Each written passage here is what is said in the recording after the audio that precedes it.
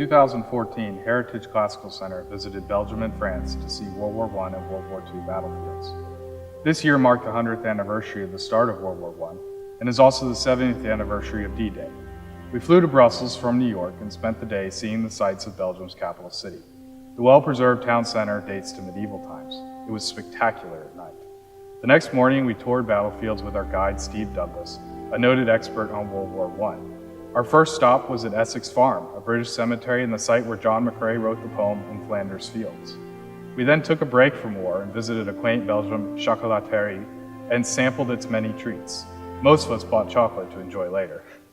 Langemark, now a German military cemetery, was the site of an early World War I battle where seasoned British troops known as the Old Contemptibles killed over 10,000 untrained German troops. Then it was on to lunch at Varlet Farm in Passchendaele. We enjoyed good food, including the tasty local cheese, and toured the mini museum of war artifacts that the farmer has discovered on his land. The afternoon brought us to Tynecott, the largest British cemetery, where over 12,000 soldiers are buried. Hill 60 was our first look at mine explosive warfare. Both Germans and British troops dug mines and filled them with explosives. Thousands of men were killed when they exploded, and huge craters were formed that still remain as testaments to the dead. The day ended with a visit to Bayernwald, where German trenches have been recreated on the original site, using the same materials used by the soldiers. After dinner back at Ypres, we attended the daily ceremony known as the Last Post, held at the Meningate Memorial. This ceremony has been held at 8 p.m. every day since 1928. The next morning, it was off to France and the sites of the Battle of the Somme. Our first stop was a church where the Germans had a command center in the crypt and where a young Adolf Hitler was a military messenger. We paused at the spot of the Christmas truce, an unofficial ceasefire in the first year of the war. Troops from both sides played soccer, smoked pipes, and enjoyed a rare lull in fighting. One of the Atlantis students wrote a term paper on the subject, so she gave us an overview of the day. Lochnagar crater was even larger than Hill 60. Creighton was quite moved by the dichotomy between its beauty now and its destructive power then. There are many battlefields in the Somme where you can walk through the field and find war artifacts. We all enjoyed the search. Many of us found bullets, fragments of metal, and Christian even discovered a canteen. Later we went to Newfoundland Park. Peter Mentz read poems by soldiers who had served in World War I. The futility and despair of these young poets moved us to tears. We also visited the Thiepval British Memorial, the Neuville St. Vaast German Cemetery, and the Vimy Ridge Canadian Memorial. The next day, we left Belgium and traveled to Rouen, France, to see the impressive cathedral and the site where Joan of Arc was burned at the stake. In the afternoon, we got our first look at World War II by going to the Pegasus Bridge Memorial. We checked into a very nice hotel in Bayeux as we looked forward to the next few days in Normandy. We were up at the crack of dawn and in heavy fog visited the German gun emplacements at Lens-sur-Mer.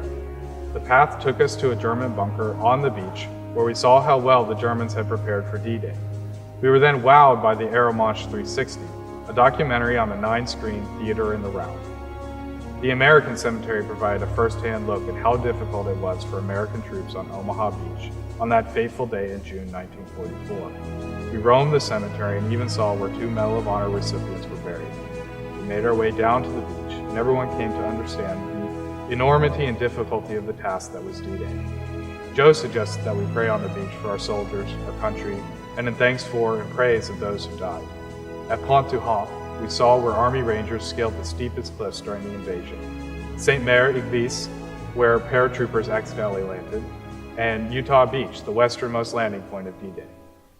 After a good night's rest, we strolled into Bayeux to see the world-famous Bayeux Tapestry depicting the Norman conquest of 1066. The beautiful tapestry is centuries old and surprisingly detailed.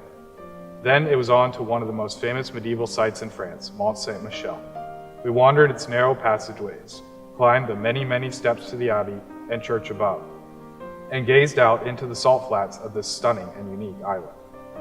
The next morning, we traveled to nearby Caen to see the Caen Memorial, a thorough walkthrough of the history of World War II and the subsequent Cold War. After lunch, we journeyed to Paris, checked into our hotel, and enjoyed dinners of our choice at some great French restaurants and bistros.